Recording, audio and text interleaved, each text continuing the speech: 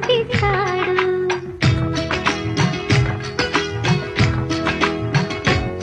తన ఇంటికి కళ తెచ్చే మహాలక్ష్మిగా పూజిస్తాడు. తన కంటికి వెలుగిచ్చే మణి దీపం నీవంటాడు. ఈ